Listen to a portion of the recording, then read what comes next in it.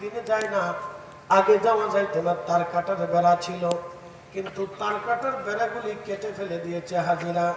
গোপনে গোপনে রাত্রিবেলা দিনের বেলা হাজিরা হুজুর ওইখানে উঠে। রাত্রিবেলা যখন গেলাম, কসম খোদার, আমরা ওইখানে যখন উঠলাম দেখলাম বাতাস থেকে আল্লাহর জান্নাতের সুঘ্রাণ ভেসে ভেসে আসতেছে।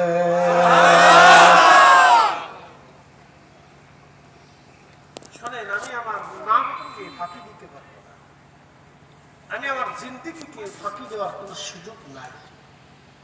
ঘ্রাণ আসতেছিল, এত চমৎকার ঘ্রাণ বাতাসে আসতেছে, আপনি এখনো গেলে এখনো পাবেন যদি নসিব ভালো হয়। ঘ্রাণ আসতেছে, শুধু ঘ্রাণ আসে, ঘ্রাণ আসে। আমরা আশ্চর্য হয়ে গেলাম। এশার নামাজ পড়লাম, ওইখানে ছোট্ট করে জামাত করলাম। 4-5 জন লোক, 5-6 জন লোক আমরা ওখানে জামাত করলাম। জামাত শেষ করার পরে নফল পড়লাম, দোয়া করলাম। ভেতরে নামাজ পড়ে মিলাদ শরীফ শুরু করলাম, মিলাদ পড়লাম, দোয়া করলাম। শুধু ঘেরান আর ঘেরান, ঘেরান আর ঘেরান। যেই জায়গাতে নবী বিশ্রাম করেছিলেন সৌদি, ওইখানে সিমেন্ট দিয়ে গেঁথে রেখে দিয়েছে যাতে কেউ ভিতরে ঢুকতে না পারে।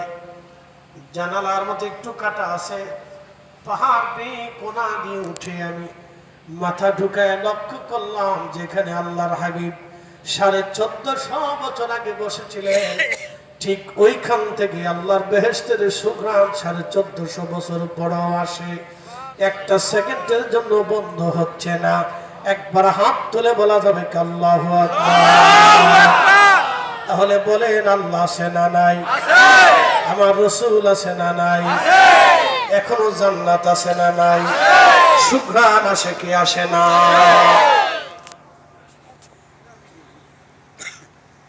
পৃথিবীর এত বড় সুপ্রিম পাওয়ার একজন ব্যক্তি, যার ইন্তেকালের 1450 বছর পরেও সেখান থেকে ঘ্রাণ আসে।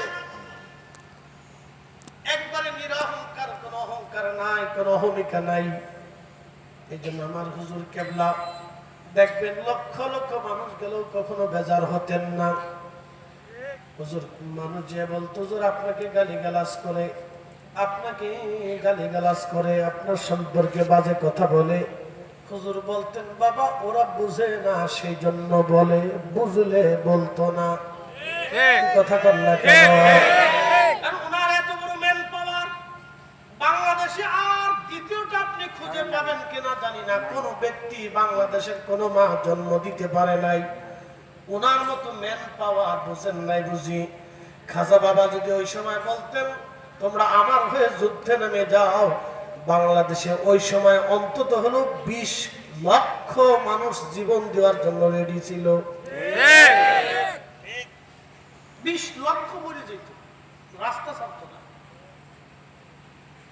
মিনিমাম 20 লক্ষ মানুষ ওই সময় মারা যাইত, রাস্তা ছেড়ে দিত না। এরকম হুজুরের মুরিদ সন্তান ওই সময় ছিলেন। বাবাজি যদিও কালের বিবর্তনে ভাটা পড়ে গেছে, কিন্তু হুজুর কেবলার মুরিদ ওই সময় এমন ছিলেন, 20 লক্ষ মানুষ জীবন দিয়ে দিবে কিন্তু মাঠ ছাড়বে না, এমন হুজুরের মুরিদ সন্তান ছিলেন। এরকম ম্যান পাওয়ার বাংলাদেশে আর দ্বিতীয়টা হবে না। কথা কন না কেন? তারপরেও তিনি নিরহংকার ছিলেন, অহংকার মুক্ত ছিলেন। শুধু কি ম্যান পাওয়ার ওনার ছিল, আল্লাহ প্রদত্ত একটা কালবের শক্তি আল্লাহ ওনাকে দিয়েছিলেন। উনি আকাশের দিকে তাকায় বৃষ্টি চাইলে আল্লাহ বৃষ্টি দিত। কেন? একটা দিনের জন্য যার বাড়ি কখনো খাদ্যের সংকট হয় নাই, লক্ষ লক্ষ মানুষ গেছে, খাবারের সংকট পড়ে নাই, আল্লাহ এতটা বছর ধরে খাবার চালিয়ে যাচ্ছে, এরকম দৃশ্যটা বিরাট অদ্বিতীয়। কথা বলেন ঠিক কিনা? কিন্তু নিরহংকার ছিল। আপনাকে বুঝতে হবে কালবের শক্তি কত বড় শক্তি। আমি আসতেছি আপনাকে বোঝানোর জন্য, বোঝানোর জন্য আপনাকে আসতেছি, অপেক্ষা করেন। কোরআন নাজিল হয়েছে কালবে। কোরআন নাজিল কোন জায়গা হয়েছে? কালবে। একসাথে বলেন, কোন জায়গা? বুঝতে হবে। কোরআন নাজিল তো আল্লাহ ব্রেনে নাজিল করতে পারতেন, কালবে করলেন। আমাদের দেশে একদিন তো বলে ফেললো যে কাল্ব মাথায় থাকে। কাল যদি মাথায় থাকে তাহলে তার মাথা অপারেশন করার দরকার। তার মাথায় গন্ডগোল ঢুকছে, তার মাথায় গন্ডগোল, বুঝে না অসুস্থতা আছে, ভাবে যে বলে ফেললেই বুঝি মহারাজা হয়ে গেলাম। না, বলে ফেললেই মহারাজা হয়ে যায়। নির্ভুলটা বলতে হবে, ভুলটা বলা যাবে না। যারা নির্ভুল বলে তারা অরিজিনাল বক্তা, আর মাঝে মধ্যে ভুলে মাঝে মধ্যে ফাজাইয়া এগুলো যারা বলে তারা বক্তা না, তারা হলো নিজেকে জাহের করার জন্য বলে যে আমি বিরাট কিছু জানলেওয়ালা সাদা মানুষ, এগুলি করে। বক্তা হইতে হলে নির্ভুল ভাবে বলতে হয়, বলতে বলতে বলতে এত বলবে যে কোরআন সুন্নাহ থেকে বলার চেষ্টা করবে, সঠিকটা বলার চেষ্টা করবে। তো যাই হোক, আল্লাহ সকলকে বোঝার তৌফিক দিক বলে না আমিন। তো কালবের শক্তি, কোরআন নাযিল হলো কালবে। আলিফ লাম মিম, আলিফ লাম রা, ইয়াসিন তাহা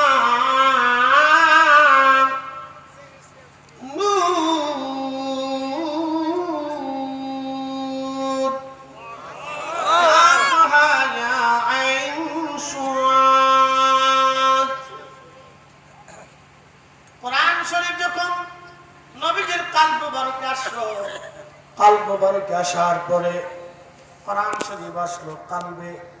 আল্লাহ নবী ঘেমে যাচ্ছেন, ঘেমে যাচ্ছেন, ঘেমে যাচ্ছেন, ঘেমে যাচ্ছেন। ঘাম বন্ধ হলো, কোরআন নাজিল বন্ধ হলো। আল্লাহ নবী স্বাভাবিক হয়ে গেলেন। যখন কোরআন নাজিল হলো তখন নবী একরকম, কোরআন নাজিল বন্ধ হয়ে যাওয়ার পরে নবী স্বাভাবিক হয়ে গেলেন। সাহাবীদেরকে বললেন, সাহাবীরা, আল্লাহ এই সময় আমাকে কোরআনে আমার কালবে কোরআন নাজিল করে আল্লাহ বলে দিলেন আলিফ লাম মিম। এর অর্থ নবী কখনো করে দেন নাই। সাহাবীরা কিছুই বুঝতেই পারলেন না, কি বললেন আল্লাহ নবী। যিনি জিবরাইল তিনিও জানেন না। এক সময় জিবরাইল এসে বলেন, ইয়া রাসূলুল্লাহ আপনি পড়েন কাফ। নবীজি বলেন আলিম তো। নবী বলেন হা, নবী বলেন আলিম তো। ইয়া আলিম তো, আইন আলিম তো, সাদ আলিম তো। জিবরাইল বলেন কাইফা আলিম তু ইয়া রাসূলুল্লাহ ওয়ালা আলাম, আপনি কি করে জানেন অথচ আমি জিবরাইল জানি না। একবার জোরে বলা যাবে আল্লাহু আকবার। আলিফ লাম মিম, আলিফ লাম রা, ইয়াসিন তাহা। আল্লাহর পাসওয়ার্ড আল্লাহ জানে, নবী জানে, আল্লাহ জানে, নবী জানে, আল্লাহ জানে, নবী জানে। এবং আল্লাহর নবী যাকে দুনিয়াতে জানিয়ে গেছে সে জানে, এবং কিয়ামত পর্যন্ত যাকে জানাবে সেই জানবে। সাথে বলবেন আল্লাহু আকবার। আল্লামা কাজী সানাউল্লাহ পানিপতি বিশ্ববিখ্যাত তাফসীরের কিতাব মাযহারের মধ্যে তিনি আয়াতের তাফসীর করতে গিয়ে লেখেন, আল্লাহু ওয়া রাসূলুহু আলাম, আল্লাহ জানে, নবী জানে, আল্লাহ জানে, নবী জানে। একসাথে বলবেন না মারহাবা। মারহাবা। কে জানে? আল্লাহ জানে, নবী জানে। জোরে বলেন কে জানে? আল্লাহ জানে, নবী জানে। আরো জোরে বলেন কে জানে? আল্লাহ জানে, নবী জানে। আল্লামা কাজী সানাউল্লাহ পানিপতি বলতেন, রাইসুল মুফাসসিরিন আব্দুল্লাহ ইবনে আব্বাস তিনিও জানতেন আল্লাহ আলিফ লাম মিম ইয়াসিন তাহা নুন আলিফ লাম রা কাফ হা ইয়া আইন সাদ হরফে মুকাত্তার। এই বিচ্ছিন্ন হরফগুলি আল্লাহ জানে, নবী জানে, আল্লাহ জানে, নবী জানে, জিবরিলও জানতেন না। নবীজির ব্যাখ্যা বলে গেলেন আব্দুল্লাহ ইবনে আব্বাসের কাছে। আল্লামা কাজী সানাউল্লাহ পানিপতি লিখলেন, আমার সিলসিলার পীর ও মুর্শিদ হযরত মুজাদ্দিদ আল ফাসানিকে আল্লাহ জানিয়েছেন, আল্লাহর নবী এই পাসওয়ার্ড জানিয়ে রেখেছেন। এই পাসওয়ার্ড যার কাছে থাকবে তিনি হলো অরিজিনাল কামিল মুকাম্মিল উলিয়া। এই কথা বলেন না কেন? যারা বলে সেই বলে দিবে, আপনার চেহারা দেখে বলে দিবে কি জন্য আসছো তুই। এই পাসওয়ার্ড যার কাছে থাকবে, এই পাসওয়ার্ড যার কাছে থাকবে, খাজা বাবা আজমিরের কাছে এই পাসওয়ার্ড ছিল। এই জন্য হিন্দুত্ববাদীরা লক্ষ লক্ষ হিন্দুরা ওনার সাথে 800 বছর যুদ্ধ করে টিকে নাই। আজকে শুনি ভারতের হিন্দুত্ববাদীরা খাজা বাবা আজমিরের মাজার ভেঙে মন্দির প্রতিষ্ঠিত করতে চায়। ওরা জানে না ওদের 14 পুরুষরাও খাজা বাবার সাথে যুদ্ধ করে টিকে থাকতে পারে নাই। কথা বলতে ওরা বুঝেই না এটা নতুন ফেসবুকে হিন্দু আর কি, বুঝতে পারেন না? বুঝেন না মামা, ফেসবুকের হিন্দু বুঝে জানে না। ও 14 গোষ্ঠীও খাজা বাবার সাথে যুদ্ধ করে টিকে নাই। ও জানে না ইতিহাস। এই ভাষণ খাজা বাবা আজমিরের কাছে ছিল, মুজাদ্দিদ আল ফেসানের কাছে ছিল, যার কারণে সম্রাট আকবরও টিকতে পারে নাই। এই 508 হযরতে আবুল হাসান খিরকানির কাছে ছিল বিদায় সুলতান মাহমুদ গজনবীকে ভারতের হিন্দুস্তানে পাঠিয়ে সম্রাট দখল করিয়েছিলেন। এই 508 ওনার কাছে ছিল বিদায় সুলতান মাহমুদ গজনবী জিহাদের সম্রাট মন্দির দখল করে নিয়েছিলেন। কোটি কোটি লক্ষ লক্ষ হিন্দুত্ববাদীরা সেই দিন পারে নাই। 508 ছিল ওনাদের কাছে। একসাথে বলবেন আল্লাহু আকবার। এখন আমাদের দেশে অনেকে বলি স্বীকার করে না, না করলে তো জোর করে করানো যাবে না। কথা ঠিক কিনা? 508 থাকতে হবে, 508 থাকতে হবে। সবার কাছে 508, যার কাছে আছে সে অর্জিনাল। সে একমাত্র দরজা খুলতে পারবে, আল্লাহর সাথে কালাম করতে পারবে, আল্লাহ রসুলের সাথে মুরাকাবায় কথা বলতে পারবে। আসতে হয়ে গেল না? সুবহানাল্লাহ।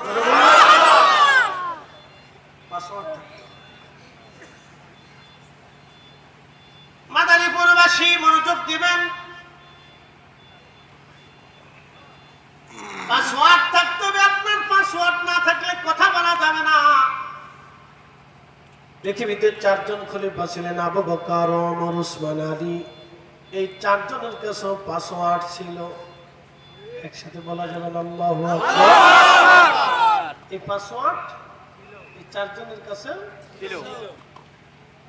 মিশরের নীল নদে প্রাচীন মিশরীয়দের বিশ্বাস ছিল কোন জীবন্ত কুমারী মেয়েকে নিয়ে নীল নদের পানি নিয়ে জবাই করার পরে ওই পানির ভিতরে রক্ত গড়িয়ে গড়িয়ে পানির সাথে মিশে মিশরের নীল নদে জোয়ার আসতো। এটা ছিল তাদের প্রাচীনকালের বিশ্বাস। এই বিশ্বাসে বহু নারীর জীবন চলে গেল। আহা, বহু ছোট্ট কুমারী মেয়ের জীবন বহু চলে গেল। কত মাস কলিজার আর্তচিৎকার, কত মেয়ের আর্তচিৎকারে মিশরের নীল নদের কিনারা ভারী হয়েছিল, কিন্তু কেউ কর্ণপাত করে নেই, কারণ ভ্রান্ত মিথ্যা বিশ্বাস। সনাতনীদের আগের একটা বিশ্বাস ছিল স্বামী মারা গেলে স্ত্রীকে জীবন্ত স্বামীর সাথে পুড়িয়ে হত্যা করে স্বর্গে পাঠানো হতো। এক ভ্রান্ত বিশ্বাসের উপরে তারা থেকে কোটি লক্ষ লক্ষ নারীর জীবন আগুনের মতো পুড়ে নিঃশেষ হয়ে গেল। ইসলাম আসলো জীবন ব্যবস্থা নিয়ে, রাসূল আসলেন হক নিয়ে, আল্লাহ নবী আসলেন শান্তির বাণী নিয়ে। মুসলমান মিশর দখল করল। সেনাপতি আমর ইবনে দাস তিনি শুনতে পারলেন মিশরীয়রা ঘনঘটা করে বিরাট বড় আয়োজন করে লক্ষ লক্ষ মিশরীয়রা নীল নদের পারে সুন্দরী কুমারী মেয়েকে নিয়ে জবাই করার জন্য বলি দেওয়ার যাচ্ছে। আহা, সেনাপতি আমর ইবনে দাস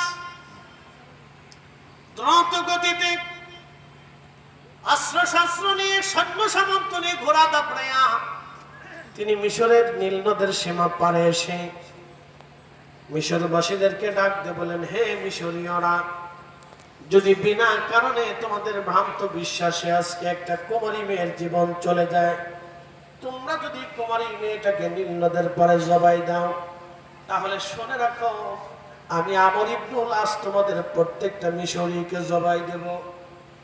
একসাথে বলবেন আল্লাহু আকবার। না হয় না, আরো জোরে, আরো জোরে। ইসলাম, জোরে বলেন এটা কি? ইসলাম। আরো জোরে বলেন এটা কি? ইসলাম। আরো জোরে বলেন এটা কি? ইসলাম। এটা শিখাই নাই যে আরেকজনের বাড়ি দখল করে মাল সামানা চুরি করে নিয়ে আসবে। এটা ইসলাম শিখাই নাই। এই ধর্ম আপনাকে শিখাই নাই যে ভেঙ্গে দিয়ে ঘুরিয়ে দিয়ে আপনি নিজের মত প্রতিষ্ঠিত করতে যাবেন, ইসলাম এটা আপনাকে শিখাই নাই। এটা শিখাই নাই ইসলাম, এটা শিখাই নাই। ক্ষমতা চিরদিন কারোর জন্য না। এটা একজনের 17 বছর ছিল, আপনার 17 মাস নাও থাকতে পারে। কথা বলেন না কেন? একজনের 17 বছর ছিল, আপনার 17 মাস নাও থাকতে পারে। এগুলি দিয়ে ফাড়াফাড়ি করে ক্ষমতা আদায়, ক্ষমতা দেখানো, এগুলি ছেড়ে দিতে হবে, নতুবা কপালে শনি আসতে পারে। কখন কার বদদোয়ায় গজব আসবে জানেন না। আর আউলিয়া কেরামের সাথে বেয়াদবি করলে তার চরম পরিণতি ভোগ করতে হবে, ঠিক কি না? চরম পরিণতি, যে পরিণতির কোনো পাপ মানায়, পিঠের চামড়া থাকবে না, চামড়া উঠিয়ে নিয়ে চলে যাবে, আল্লাহ উঠিয়ে নিয়ে চলে যাবে। আল্লাহ রাসূল বলতেন, আমার উম্মত শোনো, আল্লাহ কাফেরদেরকে দিয়ে কাফেরদেরকে শায়েস্তা করে, মুসলমানদেরকে আল্লাহ হেফাজত করে। একসাথে বলবেন আল্লাহু আকবার। আপনি একটু বিশ্ব রাজনীতির দিকে মাঝে নজর দিয়ে দেখবেন, রাশিয়া আর আমেরিকা কি পরিমাণে লেগে আছে। যদি রাশিয়া, আমেরিকা, চীন, উত্তর কোরিয়া, ইসরায়েল, শাম যদি এক থাকতো, তাহলে মুসলমানের পিঠের চামড়া থাকতো না। এই জন্য আল্লাহ দুইটা খ্রিস্টান কাফের বাহিনীর ভিতরে দুইটা গ্রুপ করে রাখছে। আল্লাহ ইচ্ছা করে গ্রুপ করে রাখছে। রাশিয়া আর আমেরিকা যদি এক থাকে, মুসলিমদের পিঠের চামড়া থাকবে না। এই জন্য সবসময়ের জন্য কাফেরদের ভিতরে আল্লাহ দুইটা গ্রুপ করে রাখে, ওদেরকে এক হতে দেয় না, কারণ এক হইলে মুসলমান থাকবে না। এটা আল্লাহর ইচ্ছা, এগুলি আল্লাহর ইশারা। প্রিয় উপস্থিতি, খুব মনোযোগ দিবেন। হাকিম বাবাজি, হযরত সেনাপতি আমর ইবনে আস বললেন, হে মিশরীয়রা, ভ্রান্ত বিশ্বাসের জন্য যদি তোমরা আজকে একটা কুমারী নারীকে হত্যা করো, নিরাপরাধ মেয়েকে, কারণ এই মেয়েটা আমার দেশের নাগরিক, আমি মুসলিম, আমি মিশর এখন দখল করেছি, মিশরের শাসনকর্তা, আমি বেঁচে থাকতে একজন নিরাপরাধ মেয়ে তোমরা মেরে ফেলে দিবা, তা হতে পারে না। প্রয়োজন বোধে তোমাদের গলার দেহ থেকে গর্দান আলাদা করে ফেলবো। একবার জোরে বলা যাবে আল্লাহু আকবার। লাগা হয় না? আরো জোরে বলেন, আরো জোরে বলেন। এটার নাম ইসলাম, এটার নাম ইসলাম, এটার নাম ইসলাম, এটার নাম ইসলাম। ইসলাম প্রত্যেকটা ব্যক্তিকে নিরাপত্তা দিবে, ইসলাম প্রত্যেকটা ব্যক্তির হক আদায় করবে, ইসলাম প্রত্যেকটা ব্যক্তিকে নিরাপত্তা দিবে। হিন্দু, মুসলমান, খ্রিস্টান, বৌদ্ধ সবাইকে ইসলাম নিরাপত্তা দিবে। কথা কন না কেন? এজন্য আমাদের দরবারে হিন্দু গেলে আমরা খাওয়াই। দেশের কত মৌলবি ওয়াজ করছে, হিন্দুর বাড়ি হিন্দু যায়, হিন্দুর বাড়ি হিন্দু যায়, হিন্দুর বাড়ি হিন্দু যায়, হিন্দুর বাড়ি হিন্দু যায়। হিন্দুর বাড়ির দোকানে মিষ্টি খাওয়ার সময় খুব মজা লাগে, আর এটা আর খুশি গেলে তখন আর ভালো লাগে। উচিত কথা বললেই মহাশয় এখন আপনি কোন বেদাতি, বেদাতি, বেদাতি, ভণ্ড বুঝে কি? ভণ্ড বুঝে কি? হিন্দুর দোকানের মিষ্টি খাইতে ভালো লাগে, হিন্দুর দোকানের মাংস মানে কিনতে ভালো লাগে, হিন্দুর সাথে ব্যবসা করতে ভালো লাগে, আর হিন্দুর আমার বাড়ি আসলে আমি তার খাবার দেবো, এতে গেলে আমি হিন্দু হয়ে যাই। এই সমস্ত আজেরে বাজারে মাসলা সারা দেশ ধরে খালি ওয়াজ করে বলেছে, আজেরে বাজারে ওয়াজ, বোঝে না, বোঝে না, এগুলো আজেরে বাজারে ওয়াজ, এগুলো ইসলামে চলে না। কোন আমাদের ইসলামের কোন কোরআনের আয়াত আপনি দেখাই দিতে পারবেন না, ইসলামের কোন রাসূলের হাদিস আপনি দেখাই দিতে পারবেন না। খোলাফায়ে রাশিদিন যেইভাবে বিশ্ব পরিচালনা করেছে, তাদের জিন্দেগিতে আপনি দেখাই দিতে পারবেন না আমরা নিরাপরাধ নিরীহ কোন বিধর্মীদেরকে আঘাত করছে, কষ্ট দিয়েছে, তার অধিকার নষ্ট করছে, আপনি দেখাই দেন। দেখান, রাসূল বলেছেন, ফাআলাইকুম বিসুন্নতি, তোমরা আমার আদর্শ মানবে, ওয়া সুন্নাতিল খুলাফায়ে রাশিদিন আল মাহদি, আমার চারটা খলিফা হেদায়েতের উপর প্রতিষ্ঠিত থাকবে, দ্বীন ইকামতের উপর তারা সঠিকের উপরে প্রতিষ্ঠিত থাকবে, তারা মাহদি, তারা প্রতিষ্ঠিত হেদায়েত প্রাপ্ত। আমার আবু বকর, আমার উমর, আমার উসমান, আমার আলী, এই চারজন যেই পথে থাকবে, তোমরা যদি সেই পথে থাকো, তাহলে আমি রাসূল যেই পথে, তাদের সেই পথ তোমরা সেইভাবেই মেনে নিবা। একসাথে বলা যাবে না আল্লাহু আকবার।